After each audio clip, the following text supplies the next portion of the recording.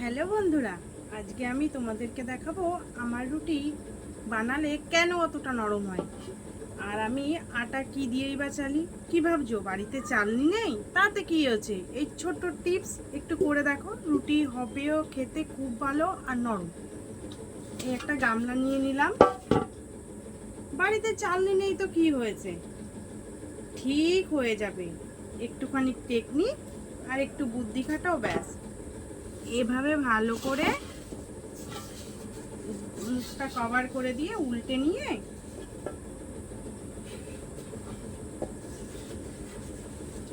দেখো এভাবে টাইট করে বেঁধে নেব।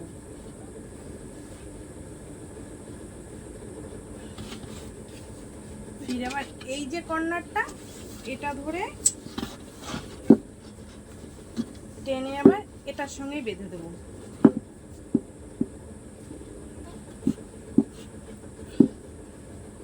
যত টাইট করে বাঁধবে দেখবে কাপড়টা ঝুলে পড়বে না।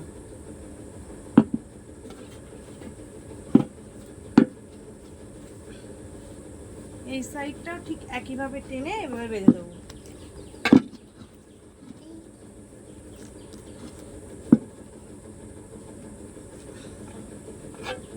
এই দেখো কিভাবে গিট দিয়েছি, দেখেছো তো? ব্যাস, এবার এই দিকটা দেখো কি সুন্দর টাইট হয়ে গেছে, দেখেছো? ঝুঁকছে না কিন্তু। এবার এরপরে আমি এই যে এনেছিলাম আটা কিনে, আটা দিয়ে দেবো। আর এভাবে চাললে পরে একটা পোকা মাকড় কিচ্ছু যাবে না, সবই বাইরে থেকে যাবে। যে আটার যে ছোট ছোট পোকাগুলো হয় সেগুলো কিন্তু যাবে না আটার মধ্যে। আর ওগুলো তো দেখতেও কেমন লাগে। আর এভাবে হাত দিয়ে আস্তে আস্তে টেলে নেবো আটাটা। এবার কথা হচ্ছে, এটাতে চালতে কিন্তু একটু সময় লাগবে।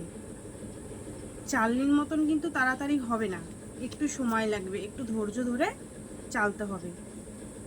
আর একদম মানে কি বলবো, একটুকুও আটার যে ভুসি, ওটা কিন্তু একটুকুও কিন্তু এর মধ্যে যায় না, একটুকুও না, একটুকুও ভুসি তুমি খুঁজে পাবে না। তার জন্য আটাটা পুরো মানে সেই ছোট ছোট কুচি হয়ে পড়ে আর পুরো সফট হয়। আর সফট যদি আটা হয় তাহলে রুটিটা খেতেও মজা লাগবে। এই দেখো এইভাবে টেনে নিচ্ছে আস্তে আস্তে।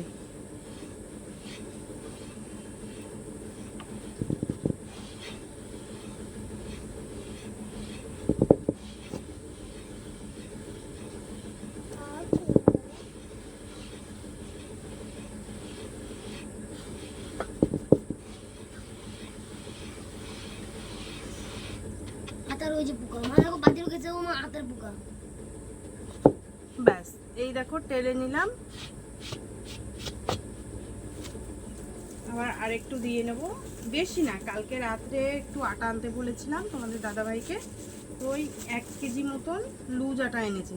অ্যাকচুয়ালি লুজ আটাটা খাওয়া হয় না, কিন্তু কালকে মনে হয় দোকানে পাইনি তাই লুজ আটাটা এনেছে। আর আমি লুজ আটা হোক বা প্যাকেটের আটা হোক, আমি সবসময়ের জন্য চেলেই নিই। কেননা একদম বিশ্বাস করা যায় না, কিসের মধ্যে যে কি থাকে একদম বিশ্বাস করা যায় না। আমার তো এইসব ব্যাপারে খুব ঘৃণা লাগে, কেন জানি না, আমার খুব মানে খুঁতখুত লাগে মনের মধ্যে। এই আটা চেলে না খেলে, ময়দা চেলে না খেলে, ডাল রান্না করার সময় একটু খুঁটে না নিলে আমার মনের মধ্যে কিন্তু খুঁতখুত করে, একদমই ভালো লাগে না। আর আমার পছন্দও হয় না। দেখো এইভাবে আটাটা টেলে নেব। আর টেলে নেওয়ার পরে তোমাদেরকে দেখাবো ঠিক আটাটা কতটা সুন্দর হয়েছে, কতটা নিখুঁতভাবে এটা দিয়ে চালা যায় আটা। আর সব সময়ের জন্য আটাটা মাখার সময় যদি একটু গরম জল দিয়ে মাখো, আটাটা উষ্ণ গরম জল দিয়ে, দেখবে রুটি আর খুব সফট হবে, নরম তুলতুলে রুটি হবে। আর রুটি শক্ত হলে একদমই ভালো লাগে না।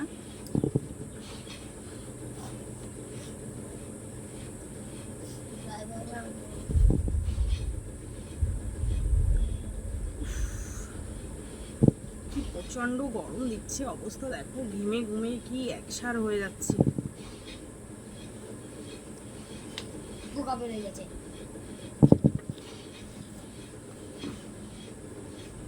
না, আছে তো পোকায়, দেখো। কি পোকা?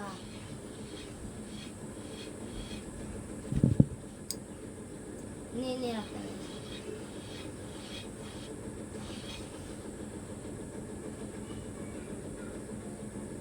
দা পোকা। এই দেখো, ইস, এটা না চেলে কি খাওয়া যায় বলো? দেখতেও তো কেমন লাগে। এই দেখো, দেখতে পাচ্ছ? ওই দেখো পোকা, কেরি পোকা। ওই যে পোকা রয়ে গেছে।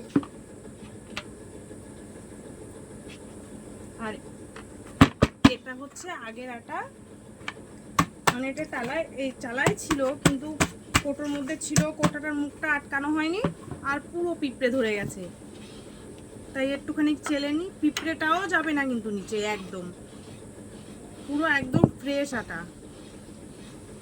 দাঁড়াও দেখাচ্ছি। পিঁপড়েগুলোও দেখো কিভাবে বাইরে থেকে গেছে, পিঁপড়েগুলোও ভেতরে যেতে পারেনি। এটা চালার এই একটা উপকারিতা। এই দেখো, দেখেছো? দেখা যাচ্ছে? এই দেখো, জুম করে হাঁটছে। ব্যাস।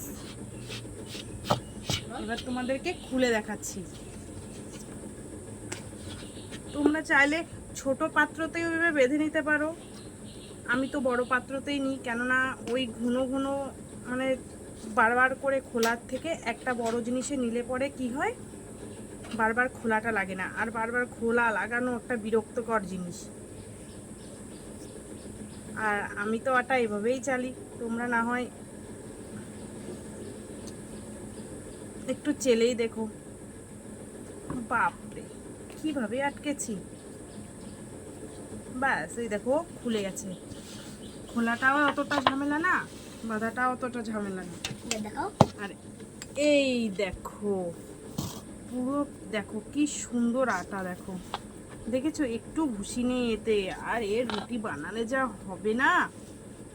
তোমরাও কিন্তু একবার একটু এভাবে আটা চেলে দেখতে পারো।